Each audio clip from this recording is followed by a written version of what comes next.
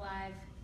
Welcome to Facebook Live, everybody. I'm Carrie Sheffield with Josh Sheps, my co-host with Salon. Hey. Welcome. Please join the conversation, hop in and put your thoughts in the comment section. We will get those questions and throw them to our guest for this segment. His name is Herb London, and he's the president for the London Center for Policy Research. Welcome. Well, thank you very much. Pleasure to be with you. And so today we're going to talk about the crisis with refugees. And at the Olympics, if you were watching on the opening ceremony last weekend, there was a first, which was there was a team for refugees, Team Refugees. And my first instinct was, I think like most people, this is very heartwarming. This is fantastic that we are letting these refugees, millions of people who have been displaced, to have a chance to have their stories of triumph and gold. And but at the same time, I started wondering, is this basically normalizing refugees? And is this basically accepting the fact that now we have more refugees than at any point since World War II? And is that actually a bad thing? And is this normalizing? What's your thought? Well, part of the difficulty is in establishing legitimacy. What you're suggesting, in effect, is that it is perfectly reasonable for people to be moving, large numbers of people to be moving from one part of the world to another. It creates an extraordinary problem for many nations. We see this across the European continent. But aside from the problems that it causes under normal circumstances, that is integrating people into a society, it creates another kind of problem, and that's the national security problem. And even though it may represent a tiny portion of the population, if terrorism is being inserted into your country with a very small number of people, it certainly does create a very real issue. But I mean, surely the mass movement of people across large distances is an effect of a problem rather than the beginning of the problem in itself. Right? No I mean, question. these people are coming because of the calamity that is Syria. No question, and you'll see many more. I mean, we've seen roughly 4 million. We'll see at least another 4 million, most of them going to Europe, and most of them, of course, going to Germany. And now we've seen the opposition in Germany starting to rise. The recent election, local elections in Bavaria, clearly suggested that Ms. Merkel doesn't have the level of support that she once did. I mean, I think part of what frustrates me so much is the mismanagement with which we've handled what should have been an obvious eventuality, right? I mean, as the entire Middle East imploded between 2010 and sort of 2013, this was an entirely predictable consequence of that. And our failure to create a coherent framework in which to deal with these people, because I mean, obviously there are national security concerns in Europe where people can just literally walk from Aleppo to Berlin, but the national security concerns in countries like Australia and the United States and Canada are vastly reduced because of our ability to screen refugees who are resettled here. So I just wonder, I think it's a sad indictment on all of our inability to get together and solve big problems. That the solution here is for Germany just to throw its arms up and say, all right, 1 million of you guys can stay, instead of us being able to allocate appropriate proportions of people for temporary resettlement all throughout the world, including in Japan, including in South Korea, including in New Zealand. And you neglected to mention Saudi Arabia. Yeah. Well, sure. But I think that your point is correct. In 2011, when the civil war began in Syria, we could recognize the consequences of this kind of disruption. I think that your point is correct. But this administration chose not to act. You may remember that President Obama said he wanted Assad to go, but other than making that statement, there was no action that was taken on the part of the United States, including a willingness on the part of this country to support the Free Syrian Army that might have created some stability in the country. So I think that there have been errors, as you quite rightly pointed out, on the part of many. The distribution of immigrants now is a very real issue. Some nations will take them, some will not. If you looked at Viktor Orban, for example, in Hungary, the president of Hungary, he made it perfectly clear. These migrants can come through Hungary, but keep marching because you're not staying in Hungary. You're going to go to Germany, fine. His approval ratings have increased dramatically. And in fact, if you look at his position in Eastern Europe, he's among the most popular people in Eastern Europe, including Poland and the Czech Republic. Yeah, but I mean, that's a flirtation with ugliness, isn't it? I mean, Trump is the most popular person in the Republican Party, but it doesn't make him a good guy. But is it a flirtation I didn't with say ugliness? that he was a good guy. I said that he was a popular guy. Yes. Whether you agree with the policies or not, you also have to take into account the fact that populations are very much concerned about the level of disruption that occurs when these migrants now come into the country, and they are relying very heavily on the doles that are provided by the government.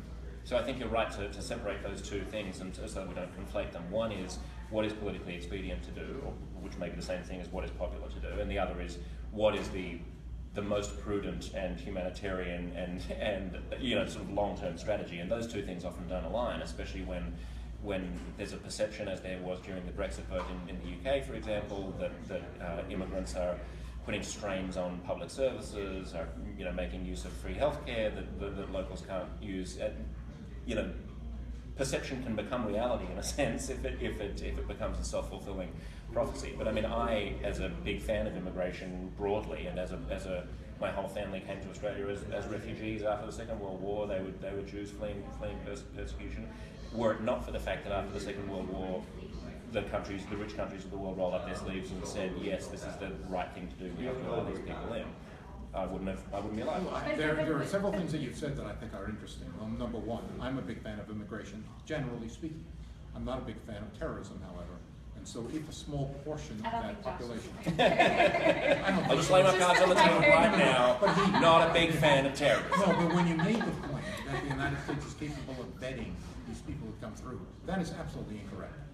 Our immigration services are hopeless. Most of our immigration security people disagree. And people can't tell you where they have gone, how long they've been in the country. Well, that's because they're refugees. They've been persecuted. Documents get burned, houses get abandoned. Our Immigration Nationalization Service is one of the most incompetent in American life. So, I mean, the argument that this is vetted properly, if it were vetted properly, I think you would have an argument, and a very powerful argument. But one of the difficulties that we have is you're dealing with a level of incompetence. I'm sorry to interrupt. Well, I was just going to say, Josh, your story is moving, but at the same time, the immigrants after World War II, the way they were behaving was very different from a lot of the immigrants we're seeing that are behaving now in terms of the attacks. No, I don't think that's true. I think there was just as much pushback. I think were a there lot Jewish terrorists in Australia after Well, World War II? how many terrorists have come in as refugees now? Tiny number. I mean, it's so infinitesimal, it's not even... Oh, but whether it's a rounding error or not is inconsequential. If there's an event that takes place in the south of France, or there's an event in Paris, or there's an event in San Bernardino, these have a powerful effect on the general body politic. Yeah, but you're flipping back again to that other parallel conversation about what is politically prudent versus what is the correct policy. Well, when you say the correct policy, there's a degree of ambiguity in that. The correct policy is also a policy that maintains stability within a country. Sure. It's something that the public embraces. When the public embraces that policy, it's sometimes the correct policy, sometimes not. I mean, when you consider the St. Louis, for example, to use your illustration about Jews coming into in the free world, Roosevelt, you may remember, told this ship, turn around. I don't remember it personally, but I've heard the story. Well, I figure you knew a little bit about history. Yes. I mean, since you're talking about the Jews in Australia, I assume you knew that story. Yeah. Well, again, that is a demonstration that there was a great... What was the story? Tell the story. Well, the St. Louis was a ship filled with Jews trying to escape from the Nazis. They came to the United States. They could not enter the United States. Roosevelt would not permit them to come into this country, largely because he was fearful that we could not integrate this large Jewish population into America. In my judgment, it was a terrible decision by Roosevelt. It was also maybe even a display of anti-Semitism. But there is a difference, as you pointed out, between the immigrants in that part of the world and at that time and what is immigration today. There's a very big difference. And even if it's a tiny, and I think that you're quite right, it's a rounding error, it's a tiny, infinitesimal portion of the immigrant population that are terrorists. Nonetheless, it is still something that has to be guarded against. We have a question on our Facebook Live, and please chime in if you've got questions as well. We've got a question here, Herb. How many terrorist attacks have been perpetrated by refugees in the past 5 years in the I US? can't give you the number, but I can tell you that San Bernardino was clearly related to a refugee issue. And of course, the San Bernardino attackers were refugees? Well, the one... She wasn't a refugee, well, she was a Saudi citizen. Right, but... The wife of... But she wasn't a refugee, though. But she came to this country as a refugee, marrying this fellow, and then, of course, engaging... I don't think she got refugee status. I think she was able to come here. Well, whether she got refugee status or not is, again, inconsequential. It's a question of the migration. But it's not some people come here illegally, and some people come here legally. And so that there's a difference. But I do think it's worth remaining clear about whether or not what we're saying is that, for example, conservative Muslims who play footsie with Islamism or who may have sympathies towards violent jihadism should be excluded from resettling into the United States, regardless of their status, regardless of how, what part of the immigration code they come in under, versus the other claim that Muslim refugees shouldn't be allowed to come into the United States, even if they are extremely moderate, even if they're just young Syrian, if a 15-year-old Syrian girl... Well, first of all, I'd never use the term Muslim. I think that it's a violation of our constitutional provisions to say that we're going to exclude Muslims. I think you want to exclude people who come from war-torn territory with a history of being involved in terrorist activity. That's different. Does the individual need to have a history of terrorist activity? I think if it's not the individual, then it's a group of individuals who had been involved in terrorist activity. But it does seem to me that it's very different from saying we're excluding Muslims. I think Donald Trump made a terrible error, a very foolish error, in simply saying we're going to exclude Muslims, even for a short period of time. Well, how close does the individual have to be to the terrorist terrorist group that you're talking about? What kinds of links do they have to have? Because it sounds like, I'm not the kind of person who denies that there is a crisis at the fringe of Islam that we need to be prudent about, or who says, the jihadists have nothing to do with Islam. But I do think that the media narrative that is created around the danger that these people pose, when you say, the Jews weren't doing this sort of stuff. This sort of stuff is a few isolated events, like what happened in New Year's Eve in Cologne, that get linked and hooked onto the wagon of a whole bunch of unrelated jihadist atrocities that don't come from immigrants or don't come from refugees, and we create this kind of tabloid sensation that there's something, that there's a there, when in fact it's sort of a nothing burger, and very similar kinds of allegations were made about Jews after World War II. They weren't specifically exactly the same in terms of terrorists, right, but they were certainly in terms of changing our culture, undermining our values, not sharing our way of life. The broader question, though, I think is beyond just the terrorism to the question of refugees, which was the start of the conversation about the Olympics and normalizing the status of refugees. So here's the question I want to throw out. Did American power, prestige, intervention, involvement, whatever you want to call it, globally, the fact that we withdrew from the Middle East, the fact that we pulled out and reduced in Afghanistan and Iraq, did that, and we did not fulfill that, warning about the red line in Syria, did that basically exacerbate this refugee crisis? Did Obama policy create the refugee crisis, the worst crisis we've seen since World War II? Well, it's very, very difficult to establish a causal relationship, but I think that you're making an interesting point, and that is there's no such thing as a vacuum in nature and no such thing as a vacuum in international affairs. The withdrawal of the United States, the retreat that took place, the unwillingness to play a role in the Syrian civil war, all, I think, contributed to the problem that we're addressing here today. So I think that there is something to it. The Obama administration, I think, is culpable in some respect. Whether it's a clear causal relationship is, again, questionable. But I come back to a point that was made just a moment ago by Josh, which I think is exceedingly interesting. It's quite true that we're talking about a small number of events and a small number of individuals. I think that's true. But a small number can have a profound effect on the way in which people think about refugees and about the way people think about immigration. And if you are fearful that this could happen again, that people could be killed, that you're not secure in your own homes, even if there is very little to suggest that the numbers would suggest we're going to be facing a major crisis, it does become a crisis in the minds of many. And you see this in the way in which people vote and the anxiety they have about bringing refugees into the United States.